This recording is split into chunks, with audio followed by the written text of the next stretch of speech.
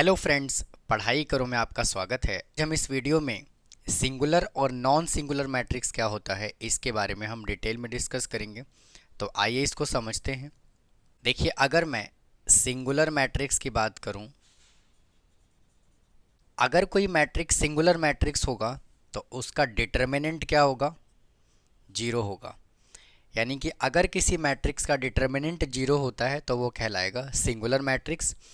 और अगर मैं बात करूं नॉन सिंगुलर मैट्रिक्स की, नॉन सिंगुलर मैट्रिक्स, तो अगर किसी मैट्रिक्स का डिटर्मिनेंट जीरो के इक्वल नहीं है, यानी कि अगर डिटर्मिनेंट जीरो नहीं आता है तो वो मैट्रिक्स क्या कहलाएगा? नॉन सिंगुलर मैट्रिक्स कहलाएगा। और जब हम डिटर्मिनेंट की बात कर रहे हैं तो यहाँ पे भी क्या होगा? जो मैट्रिक्स का ऑर्डर होना चाहिए वो बिल्कुल मैंडेटरी है कि मैट्रिक्स का ऑर्डर क्या होना चाहिए? स्क्वायर मैट्रिक्स होना चाहिए। तो आइए अब इससे रिलेटेड हम कुछ एग्जाम्पल सॉल्व करते हैं। देखिए, मैंने यहाँ पे दो एग्जाम्पल कंसिडर कर लिया। यहाँ पे मैट्रिक्स ए गिवन है, यहाँ पे मैट्रिक्स बी गिवन है। तो सबसे पहले क्या करेंगे? इसका डिटर्मिनेंट कैलकुलेट करेंगे, यानी कि A determinant is equal to 5 minus 1 15 minus 3 is equal to -3 को 5 से मल्टीप्लाई करेंगे -15 minus 15 minus 1 -15 is equal to -15 plus 15 is equal to कितना आ गया? जीरो। यानी कि इसका डिटर्मिनेंट कितना आ रहा है? जीरो आ रहा है। तो यानी कि ये जो फर्स्ट एग्जाम्पल है ये क्या है? सिंगुलर मैट्रिक्स है। अब आइए बात करते हैं, जब 3 इंटू 3 मैट्रिक्स गिवन हो तो इसका डिटर्मिनेंट कैसे कैलकुलेट करते हैं, यानी कि इसको वेरीफाई करते हैं कि क्या ये मैट्रिक्स सिंगुलर है या फिर नॉन सिंगुलर है।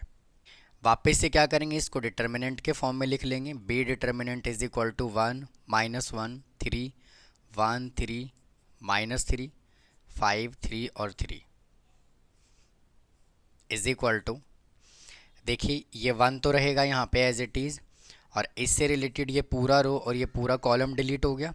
3 को 3 से मल्टीप्लाई कर लेंगे 9 माइनस, और 3 को -3 से मल्टीप्लाई कर लेंगे -9। यहाँ पे साइन माइनस का आता है, फिर यहाँ पे क्या आएगा? -1, यह आ गया -1 इंटू -1 से रिलेटेड ये पूरा कॉलम और ये पूरा रो डिलीट हो गया। यहाँ से क्या बचा? 1 को 3 से मल्टीप्लाई कर लेंगे, आ जाएगा 3 माइनस एज इट इज़, और 5 को -3 से मल्टीप्लाई कर लेंगे, आ जाएगा -15 प्लस, फिर देखिए 3 लिखेंगे यहाँ पे एज इट इज़। फिर देखिए इस 3 से रिलेटेड ये पूरा रो और ये पूरा कॉलम डिलीट हो गया। अब ये 4 एलिमेंट बचा। 1 को 3 से मल्टीप्लाई करेंगे, आ जाएगा 3, और 5 को 3 से मल्टीप्लाई कर लेंगे -15। 1 इंटू 9, ब्रैकेट के बाहर 9 है तो साइन क्या होगा? चेंज, तो आ जाएगा प्लस का 9।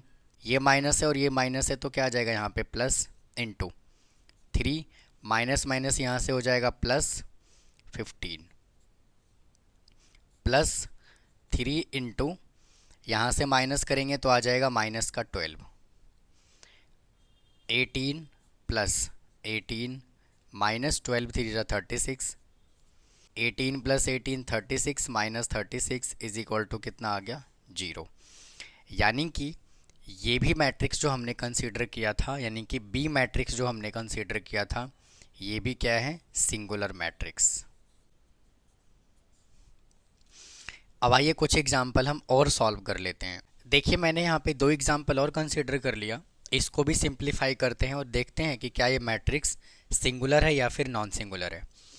तो इसको हम डिटर्मिनेंट के फॉर्म में लिखेंगे। A determinant is equal to 2 3 5 और 7।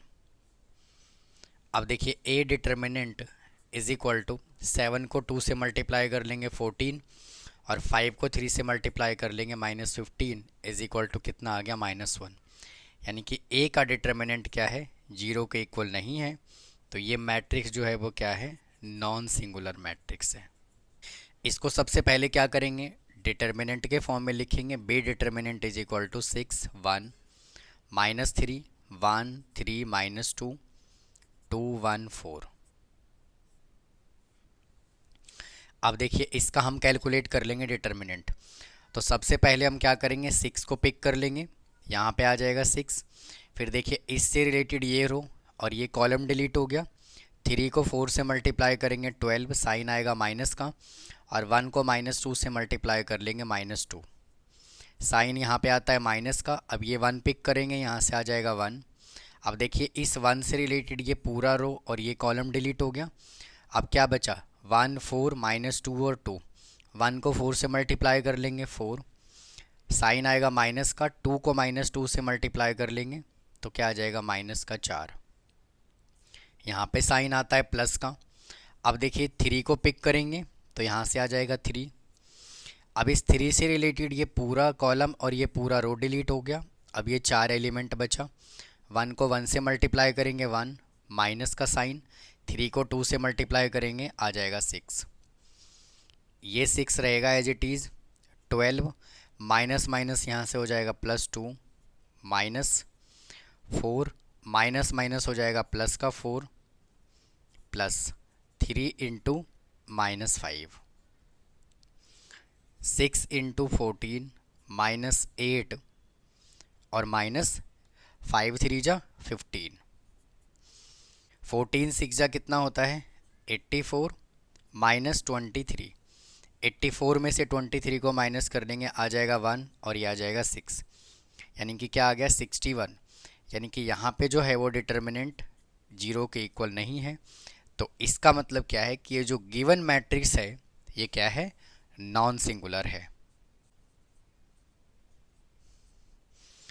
तो ये था फ्रेंड्स सिंगुलर और नॉन सिंगुलर मैट्रिक्स क्या होता है, मैंने आपको समझाने की कोशिश की।